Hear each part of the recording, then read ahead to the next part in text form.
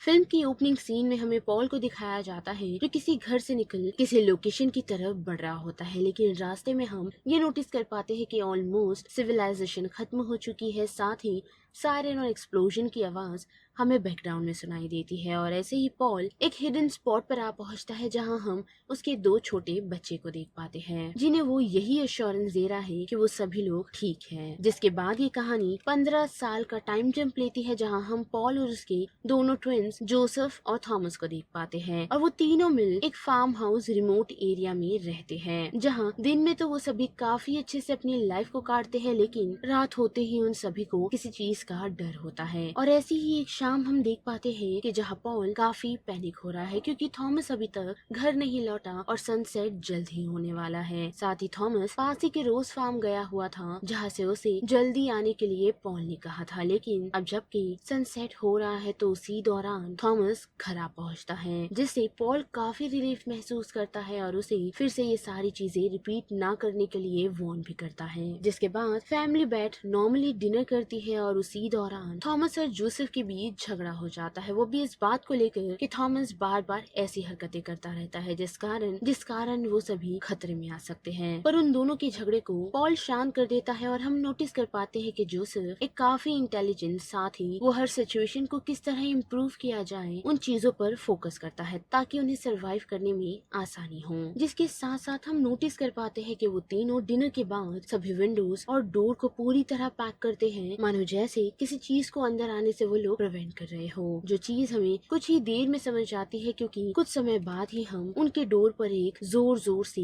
Banging की आवाज सुन सकते हैं, मानो जैसे कोई जबरदस्ती उनके घर के अंदर घुसने की कोशिश कर रहा हो, जिसे पॉल और वो बच्चे मिल रोकने में कामयाब तो होते हैं, लेकिन हम उनके फेस पर एक अजीब सा डर नोटिस कर पा रहे हैं, मानो जैसे जो चीज दरवाजा ठोक रही थी वो भी काफी जोर जोर से वो उनके लिए काफी बड़ा खतरा है। लेकिन दूसरी सुबह हम नोटिस कर पाते हैं कि उनका डर वाजिब है क्योंकि उनके दरवाजे पर हम बड़े बड़े नाखूनों के स्क्रैचेस को नोटिस कर पाते हैं। साथ ही दूसरी सुबह हम देख पाते हैं कि पॉल जोसेफ के पास बातचीत करने के लिए पहुंचता है और उसे कन्विंस करने में भी कामयाब होता है कि उसने एक्चुअल में क्या चीज बनाई है जिसे वो देखना चाहता है और साथ ही किन चीजों पर वो काम कर रहा है। और हम देख पाते हैं कि जोसेफ कोई और चीज पर नहीं बल्कि एक छोटी सी कार बनाने की कोशिश कर रहा होता है, जिसमें अभी तक वो पूरी तरह कामयाब नहीं हुआ है। पर हम नोटिस कर पाते हैं कि पॉल थोड़े बहुत चेंजेस कर उस मोटर को यानी कि उस कार को जिंदा करने में कामयाब हो जाता है। जिसके बाद वो तीनों कार का छोटा सा राइड लेते हैं, साथ ही अपने घरों के काम को कंटिन्यू करते हैं और कुछ बाहर के कामों को भी, जहाँ पॉल उन्हें रिमाइंड करवाता है कि उन लोगों के पास और भी काफी सारे काम बाकी हैं। लेकिन वही हम थॉमस को नोटिस कर पाते हैं जिसे रोज फार्म वापस जाना है क्योंकि उसे वहाँ एक लड़की पर क्रश है जिसका नाम शार्लेट है। पर एनी हाउ पॉल उन दोनों भाइयों को उस रात घर में रुकने के लिए मनाने में कामयाब होता है और दूसरी ही सुबह जैसे ही वो दोनों भाई कामों के लिए फिर से बाहर निकलते हैं तो हम देख पाते हैं कि थॉमस अपने भाई जोसेफ को उसे रोज फार्म के पास ड्रॉप करने के लिए कहता है और शाम में यही से पिक करने के लिए भी, ताकि वो दोनों एक साथ मिलकर घर पहुंच सके। जिसके बाद हम देख पाते हैं कि थॉमस काफी अच्छा टाइम शार्लेट के साथ तो बिताता है, लेकिन नोटिस कर पाता है कि जल्द ही अंधेरा होने वाला है, जिस वजह से वो जल्द से जल्द घर लौटने का डिसाइड करता है। और वही बात करें जोसेफ की तो वो मील में से कुछ ऑयल कैंस को कलेक्ट कर घर लौट ही रहा होता है, लेकिन जहाँ उसने अपने भाई थॉमस को ड्रॉप किया था उसका वहाँ उसने काफी वेट किया और उसकी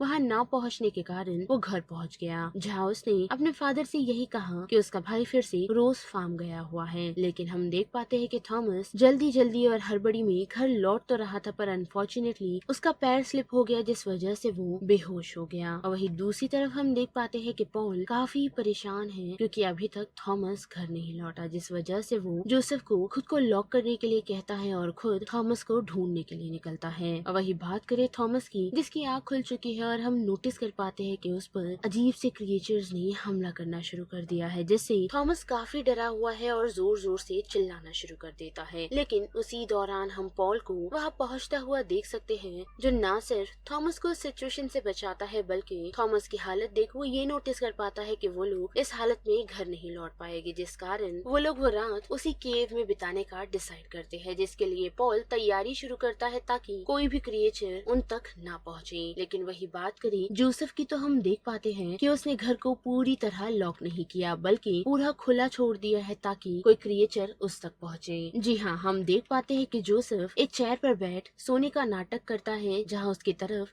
एक क्रिएचर बढ़ता तो है लेकिन फिर वो लौट जाता है और देखते ही देखते एक क्रिएचर जैसे ही उस पर अटैक करने के लिए आगे बढ़ता है तो वो अपने ट्रैप की मदद से उस क्रिएचर को कैप्चर कर लेता है। जिसके बाद फिर से बड़े पॉल की तरफ तो हम देख पाते हैं कि काफी सारे क्रिएचर्स उनकी तरफ केव में बढ़ रहे हैं, वो भी ऊपर की तरफ से नहीं बल्कि नीचे की तरफ से, क्योंकि उन लोगों ने एंट्रेंस को तो लॉक कर दिया है लेकिन क्रिएचर्स ने अपना नया दिमाग चलाया, जिस वजह से वो लोग केव के नीचे से गड्ढा कर उनकी तरफ अटैक करने के लिए बढ़ते हैं। और पॉल बड़ी ही चालाकी से उन लोगों पर अटैक करता है और एक बॉम्ब को उन क्रिएचर की तरफ फेंक देता है, जिससे थॉमस तो बच जाता है लेकिन पॉल काफी बुरी तरीके से इंजर्ड हो जाता है। और देखते ही देखते सुबह हो जाती है, जहां हम देख पाते हैं कि जोसेफ घर से कार लेकर अपने भाई और फादर को ढूंढने के लिए निकलता है और उनके डॉग को देख वो उस केव तक आने में कामयाब होता है और अपने फादर और भाई को लेकर घर निकलता है। लेकिन वो दोनों नोटिस कर पाते हैं कि फादर की हालत ठीक नहीं, जो अभी भी बेहोश है, जिस कारण वो लोग भी रेस्ट करने का डिसाइड करते हैं। लेकिन उसी दौरान थॉमस की नजर जोसेफ के उसी केज पे पड़ती है जिस पर से वो पर्दा हटाने की कोशिश करता है, जिसे रोकने की कोशिश में उन दोनों के बीच झगड़ा हो जाता है और अनफॉर्चुनेटली वो केज ओपन हो जाता है, जिसमें से वो क्रिएचर निकल उन लोगों पर अटैक करे उससे पहले ही उनका डॉग उन्हें डिफेंड करने की कोशिश करता है, पर वो डॉग को सिचुएशन से हटाते हुए थॉमस पर हमला करने के लिए आगे बढ़ता है। लेकिन जोसेफ उस क्रिएचर को खत्म करने में कामयाब होता है और वो लोग अपने फादर को इस सिचुएशन से सीधा रोज फार्म ले जाने का डिसाइड करते हैं ताकि शार्लेट की मॉम उन लोगों की कोई हेल्प कर सके। लेकिन अनफॉर्चुनेटली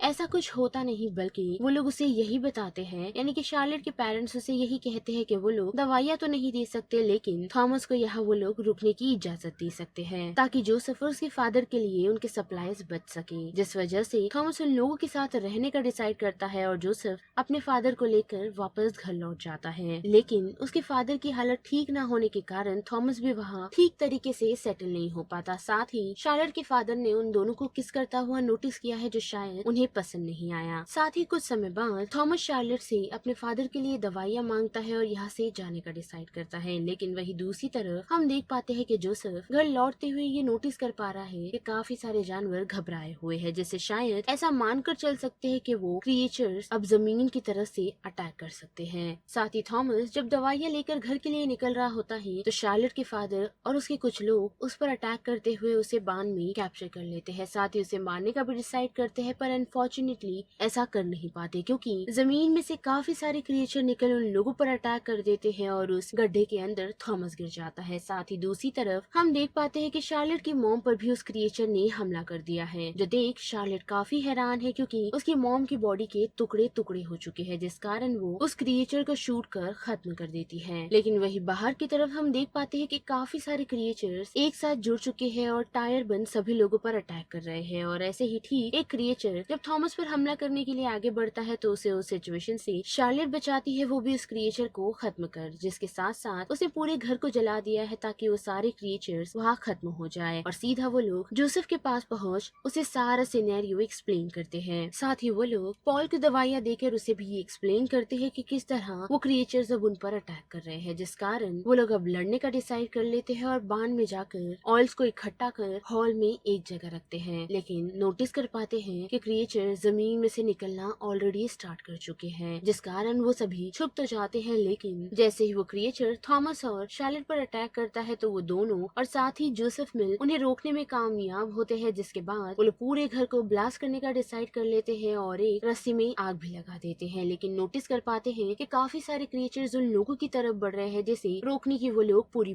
कोशिश कर रहे हैं, लेकिन उसमें कामयाब नहीं होते, जिस कारण पॉल उठ खड़ा होता है और उन लोगों का साथ देने का डिसाइड करता है, जिसमें वो काफी हद तक कामयाब तो होता है। लेकिन नोटिस कर पाता है कि वो लोग अगर छुप गए तो वो क्रिएचर इन सिचुएशन से बच निकलेंगे, जिस कारण वो अपने बच्चों को रूम में लॉक कर देता है, जो सभी लोग एक फ्रिज में खुद को बंद कर लेते हैं क्योंकि ब्लास्ट होने वाला है, जिससे वो लोग अपने फादर को भी बचा नहीं पाते क्योंकि उसने अपने बच्चे को जिंदा रखने का डिसाइड किया है क्योंकि उसे पता है कि वो इस सिचुएशन में सरवाइव नहीं कर पाएगा। और हम देख पाते हैं कि एक ब्लास्ट होता है, जो रुकने के बाद जैसे ही जोसेफ और थॉमस अपने फादर को चेक करने के लिए बढ़ते हैं तो क्रिएचर्स उन लोगों की तरफ अटैक के लिए बढ़ते हैं, यानी कि वो लोग अभी भी नहीं मरे, जिस कारण वो लोग जोसेफ की बनाई हुई कार से वहाँ से निकलने का डिसाइड करते हैं। पर अनफॉर्चुनेटली वो क्रिएचर्स फिर से टायर की तरह उन लोगों का पीछा करने लगते हैं, पर उसे शार्लेट रोकने में कामयाब होती है, जिसकी दूसरी सुबह वो तीनों अपने पेरेंट्स का थैंक्स करते हैं और आगे की लाइफ को कंटिन्यू करने का डिसाइड करते हैं। साथ ही जोसेफ का ये मानना है कि आगे वैली में लगभग 23 लोग और थे, जिसमें से शायद कोई ना कोई सरवाइव कर गया होगा, जिसे ही ढूंढने की तलाश में वो लोग आगे बढ़ निकलते हैं। साथ ही एक नई शुरुआत करने का भी डिसाइड करते हैं, जिसमें हम नोटिस कर पाते हैं कि इस बार उन दोनों ट्विंस की काफी अच्छे से जम रही है। साथ ही जोसेफ को शार्लेट पसंद भी आई और वो उसे अपने भाई के लिए एक्सेप्ट करता है।